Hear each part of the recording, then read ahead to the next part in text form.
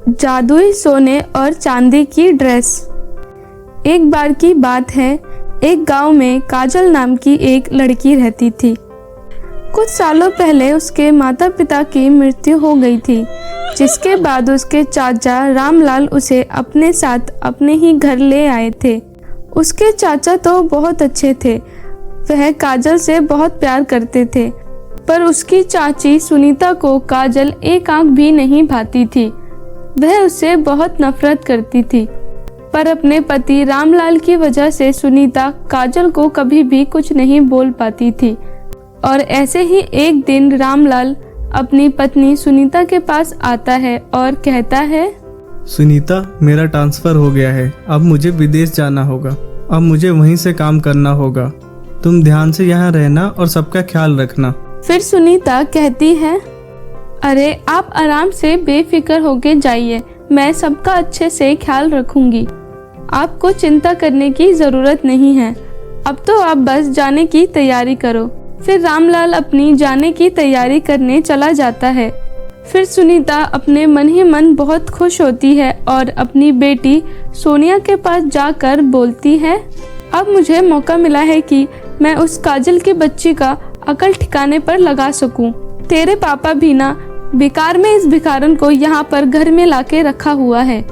एक तो इसके माँ बाप खुद मर गए और इसे हमारे सर पर बोझ बनाकर चले गए। अब तो तेरे पापा विदेश चले जाएंगे। अब मैं इस लड़की को अच्छे से मजा चखाऊंगी। अब मैं उसको दिखाऊंगी कि मैं कौन हूँ। सारा दिन चाचा चाचा करती रहती है, अब उसके चाचा भी नहीं होंगे उसे बचाने के लिए। ये सब सोचकर दोनों माँ बेटी बहुत खुश होती हैं। फिर अगले दिन रामलाल विदेश के लिए निकल जाता है। रामलाल के जाने के बाद ही सुनीता अपने असली रूप में आ जाती है और काजल के पास जाकर बोलती है, ओ महारानी, चल बहुत आराम कर लिया तूने, चल जाकर घर का सारा काम कर। पूरे दिन में एक काम भी नहीं करती है, बस महारानी की तरह आराम फरमाती रहती है। चल उठ और जाकर घर का सारा काम कर, कपड़े धो, बर्तन धो, खाना तक बना। फिर काजल बोलती है, पर चाची जी, मैं घर का काम कैसे करूं? मैंने पहले कभी काम किया भी नहीं है, अभी तो मैं बहुत छोटी हूँ, मुझसे इतना काम कैसे हो पाएगा? फिर उसकी चाची कहती है, अच्छा, ज्यादा ही बहाने बनाने लगी है, रुक मैं तुझे सिखाती हूँ कि कैसे काम करते हैं। अभी तू 2 मिनट के अंदर ही सारा काम करना सीख जाएगी। फिर उसकी चाची जाकर एक डंडा ले आती है और उस डंडे से काजल की खूब पिटाई लगा देती है। उसके बाद काजल बहुत डर जाती है और कहती है, चाची जी, आप मुझे मत मारो, मैं सब काम कर दूंगी, आप बस मुझे मारो मत, आप जो भी बोलोगी वह सब मैं करूंगी। फिर उसकी चाची कहती है, तो फिर बोल क्या रही है, जाकर घर का काम कर, बहुत काम पड़े हुए हैं घर में। फिर काजल जाकर घर का सारा काम करने लगती है। सुनीता पूरे दिन काजल से नौकरों की तरह काम करवाती रहती और खुद दोनों माँ बेटी आराम फरमाती रहती। काजल का हाल उन दोनों ने मिलकर नौकरों से भी बदतर कर दिया था। और वहीं दूसरी तरफ सुनीता अपनी बेटी सोनिया को कभी भी कुछ भी करने को नहीं कहती। सोनिया बहुत ही घमंडी लड़की थी, वह सारा दिन मेकअप करती रहती और अपनी माँ के पैसों को उड़ाया करती। और सुनीता भी अपनी बेटी को हमेशा पैसे दे दिया करती थी, जिसे सोनिया अपने दोस्तों के साथ पार्टी करने में उड़ा दिया करती थी। सोनिया को जरा भी पैसों की कदर नहीं थी। ऐसे ही एक दिन सोनिया अपनी माँ से कहती है, माँ, मुझे आप 10,000 रुपये दे दो, मुझे शॉपिंग करनी है। कल प्रिया के घर पर बहुत ही बड़ी पार्टी है, मैं वहाँ एक बहुत ही सुंदर ड्रेस पहन के जाना चाहती हूँ। फिर उसकी माँ बिना कुछ बोले उसे पैसे लाकर दे देती है। ये ले पैसे, जो तुझे चाहिए होगा वह ड्रेस ले लियो और जितने चाहिए होंगे उतने ले लियो। फिर सोनिया पैसे को ले लेती है और वहाँ से चली जाती है। ये सब काजल भी देख रही होती है। फिर वह अपनी चाची के पास जाकर बोलती है, चाची जी, क्या आप मुझे भी थोड़े पैसे दे दोगे? मुझे भी एक ड्रेस लेनी है, ये वाली ड्रेस बहुत पुरानी हो गई है। आपने सोनिया को इतने सारे पैसे दिए ड्रेस के लिए, आप मुझे भी थोड़े पैसे दे दो जिससे मैं कोई सस्ता सा ही ड्रेस खरीद लूं। फिर उसकी चाची बोलती है, क्या तुझे पैसे चाहिए? एक तो हमने तुझे घर में पाला हुआ है, वो तेरे लिए काफी नहीं है जो अब तुझे पैसे भी चाहिए। एक तो वैसे भी तू हमारे सर पे बोझ बनी हुई है। तेरे खाने पीने के खर्चे क्या कम है जो तुझे कपड़ों के लिए पैसे चाहिए? तू अपना मुंह उठाए पैसे मांगने चली आई, शर्म नहीं आती तुझे? दोबारा पैसे मांगने का सोचियो भी मत। अगर दोबारा पैसे मांगने आई तो मैं तुझे इस घर से निकाल फेंकूंगी, समझी? चल जा यहाँ से। फिर काजल वहाँ से रोते हुए चली जाती है और रोते हुए अपना काम करने में लग जाती है। वहीं दूसरी तरफ सोनिया अपने दोस्तों के साथ घूमने जाती है।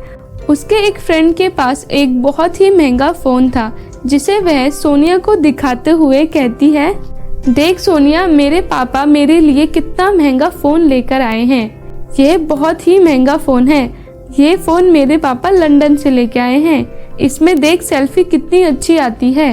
अपनी फ्रेंड के पास इतना महंगा फोन देखकर सोनिया चिढ़ जाती है और फिर उससे कहती है, तुम्हारे पास ये वाला फोन है? मेरे पास तो इससे भी महंगा है। मेरे फोन के आगे तो तुम्हारा फोन टिक भी नहीं सकता। अच्छा, अगर तेरे पास इतना महंगा फोन है तो ला दिखा पहले हमें, जरा हम भी तो देखे तुम्हारा फोन कैसा है।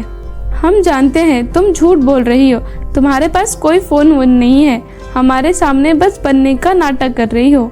फिर सोनिया कहती है, नहीं जी, मेरे पास बहुत ही महंगा फोन है। आज जल्दी जल्दी में मैं अपना फोन लाना भूल गई, नहीं तो मैं तुम सबको दिखा देती अपना महंगा फोन। ठीक है, अगर तुम्हारे पास सच में फोन है तो तुम नेहा की पार्टी में ले आना, हम सब तुम्हारा फोन देख लेंगे। हाँ ठीक है, मैं वहीं अपना फोन ले आऊंगी, फिर तुम सब देखना मेरा कितना महंगा फोन है। फिर सोनिया अपने घर आ जाती है और घर आने के बाद सोचती है, अरे अब मैं फोन कहाँ से लाऊं? मैंने उन सबको बोल तो दिया है कि मैं फोन लेकर आऊंगी, पर मैं फोन कहाँ से लाऊं? मेरे पास तो पैसे भी नहीं हैं और माँ से मांग भी नहीं सकती। पैसे भी मैंने उनसे आज ही इतने सारे पैसे मांगे हैं, अब दोबारा पैसे मांगने जाऊंगी तो वह डांटेंगी। ऐसा करती हूँ, मैं उन्हें बताए बिना ही उनके पर्स से पैसे निकाल लेती हूँ, उन्हें पता भी नहीं चलेगा। फिर सोनिया अपनी माँ के कमरे में जाती है और उनके पर्स में से पैसे निकाल लेती है और वहाँ से चली जाती है। फिर जब सुनीता अपने कमरे में जाती है और अपना पर्स चेक करती है तो वह देखती है कि उसके पर्स से सारे पैसे गायब है।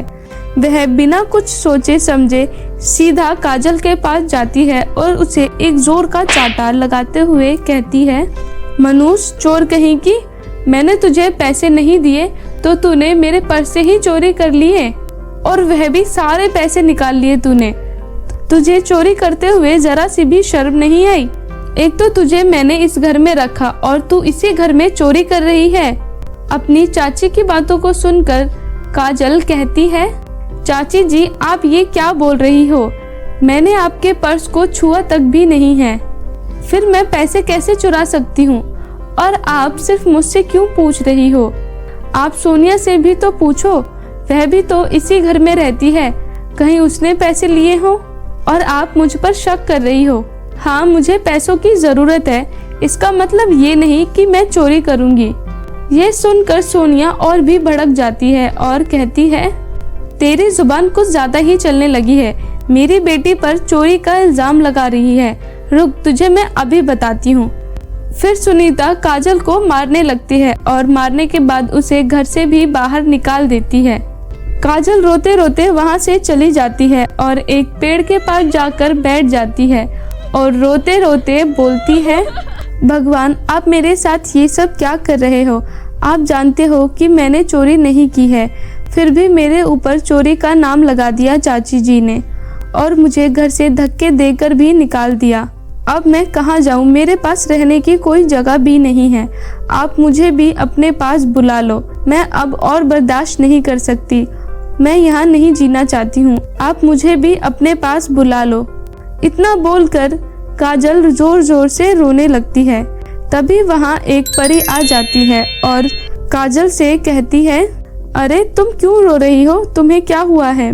फिर काजल कहती है, पर आप कौन हो? मैं परी लोक की रानी परी हूँ, यहाँ पृथ्वी पर लोगों की मदद करने आती हूँ। तुम्हें रोते हुए देखा तो मैं तुम्हारे पास चली आई। तो बताओ तुम क्यों रो रही हो? फिर काजल कहती है, मेरे पास रहने की कोई जगह नहीं है। मेरी चाची ने मुझ पर चोरी का इल्ज़ाम लगाकर मुझे घर से बाहर निकाल दिया। अब मैं यूं दर दर भटक रही हूँ। मेरे पास रहने की कोई जगह नहीं है और ना ही पैसे हैं जिससे मैं घर किराए पे ले सकूं। फिर परी कहती है, मैं तुम्हारी मदद कर सकती हूँ। तुम्हारे पास रहने की जगह नहीं है।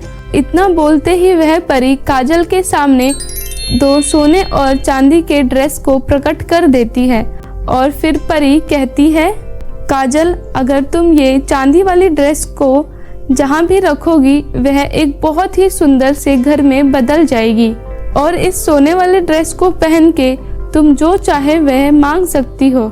ये सब सुनकर काजल बहुत खुश हो जाती है और वह परी को धन्यवाद करती है और फिर परी वहाँ से चली जाती है। फिर काजल उस चांदी के ड्रेस को एक जगह पर लाके रखती है। जैसे ही वह उस ड्रेस को वहाँ पर रखती है वह एक बहुत ही सुंदर बड़े से घर में बदल जाता है और फिर काजल उस घर में जाती है और उसी घर में खुशी खुशी रहने लगती है। तो मेरे प्यारे दोस्तों, कैसी लगी आपको हमारी ये कहानी? प्लीज कमेंट करके जरूर बताएं और इसे अपने दोस्तों के साथ भी जरूर शेयर करें। और हाँ दोस्तों, अगर आपने अभी तक हमारे इस चैनल को सब्सक्राइब नहीं किया है तो प्लीज नीचे लाल बटन दबाकर अभी सब्सक्राइब कर लें। तो मिलती हूँ आपको किसी नई कहानी के साथ। तब तक अपना ध्यान रखें। Tata, bye bye.